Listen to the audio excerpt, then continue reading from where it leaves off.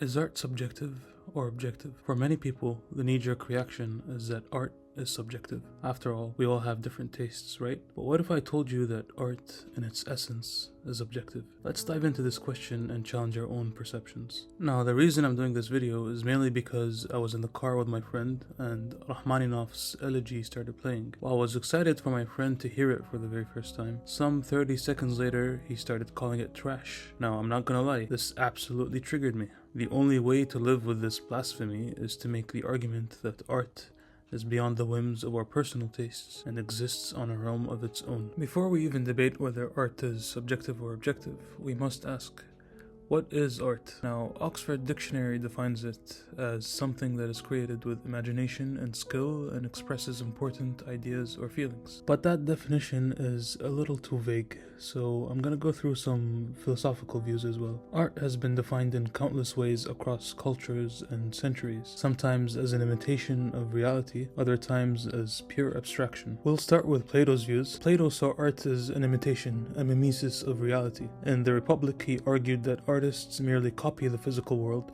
which is itself an imperfect copy of the true realm of forms. He was skeptical of art's value, believing it could mislead people by appealing to emotions rather than reason. However, in Aeon, he acknowledged that great artists seemed to possess divine inspiration, though he still doubted their contributions to knowledge. He believed art was useless, serving no useful purpose in society. As an imitation of nature, it added no knowledge, no intellectual value. The same value could be added by simply holding up a mirror to the world, which would be far less costly. According to his metaphysics, art is an imitation of an imitation, thus barely real at all.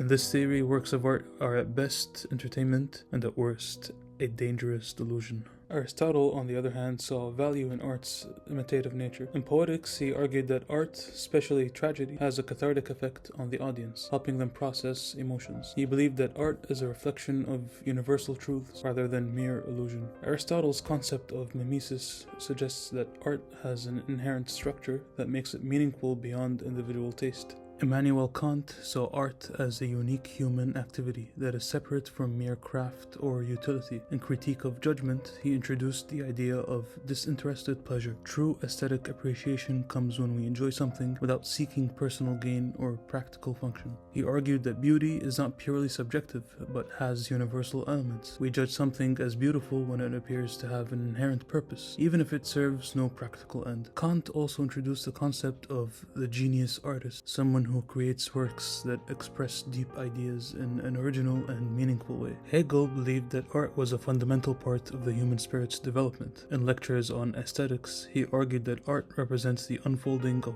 absolute truth. He saw art as evolving through history, from symbolic art such as early abstract forms, to classical art such as idealized beauty, to romantic art which embodies expressive and subjective forms. Art for Hegel was not just about beauty, but about conveying deep philosophical and spiritual truths. Nietchze saw art as a vital force of life. In The Birth of Tragedy, he introduced the concept of the Apollonian, which involves order and rationality, and the Dionysian, which involves chaos and emotion. He argued that great art balances these two forces, creating works that express both beauty and raw passion. For Nietzsche, art was not about truth in an objective sense, but about affirming life and individual expression. Tolstoy, on the other hand, defined art as a means of emotional communication. He believed that the value of art lies in its ability to convey emotions from the artist to the audience. He was critical of elite art that was detached from human experience, favoring art that was accessible and deeply connected to life. Tolstoy's definition challenges the idea of art as purely aesthetic and focuses on its power to unite people through shared emotional experiences. For our final philosopher, we have John Dewey, who argued that art is not just an object, but an experience shaped by interaction between the viewer and the work. He emphasized that art exists within a social and cultural context, and its meaning comes from how it is perceived and engaged with. So, is art about beauty? Or is it just about provoking thought? Or can it be both? We all have different taste palettes, enjoy different foods, books, music, and movies. Naturally, art must be subjective. If taste is subjective, does that mean there's no standard of quality in art? Can I say, put nails in a blender, record the sound, and call it a masterpiece? Obviously, personal experience plays a huge role in establishing our taste palettes, and more importantly, Our cultural backgrounds will no doubt shape our artistic preferences. Is this $6.24 million banana glued to a wall art? What about this? What about these fellas? Or this guy? None of these things are quite my cup of tea, yet despite my personal taste, I would have to say that they are all indeed art. Our own experience of art is merely a side effect of its own existence. Art is not dependent on how we perceive it. As long as it remains true to its nature, it exists independently from our own opinions. Certain elements like balance, symmetry, contrast, and composition are universally recognized as indicators of artistic quality. Mastery of a craft contributes to art's objective value.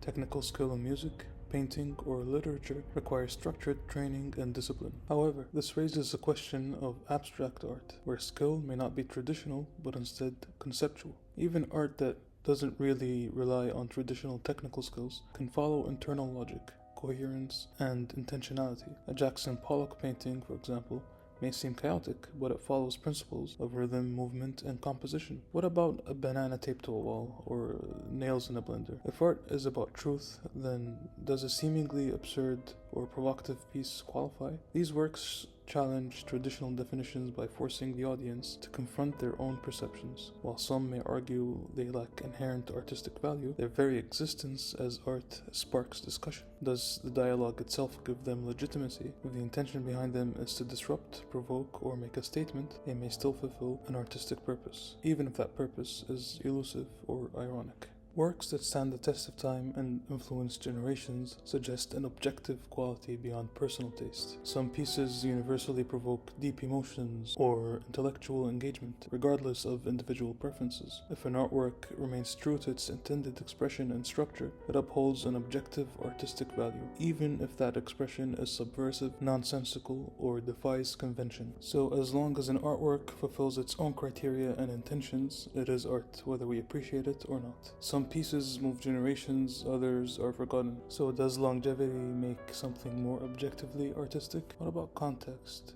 Is a painting in a gallery versus the same painting in a garage sale judged the same? So to answer the question, what is art? I'd say at its core, the essence of art is truth. If an artwork remains true to itself, true to its purpose, its expression, and its meaning, then it is art. Art isn't just about aesthetics or technique, it's about authenticity. Whether it's a symphony, a painting, or an abstract installation, if it conveys a genuine expression of something real, something that is a direct reflection of its true intentions, then it has fulfilled its purpose as art. So, is it subjective, objective? Maybe it's both. Taste is subjective, but art at its core follows principles that give it structure and meaning. Craft, technique, and intent shape art beyond personal opinions. But above all, the essence of art is truth. If something remains true to itself, then it is art. What do you think?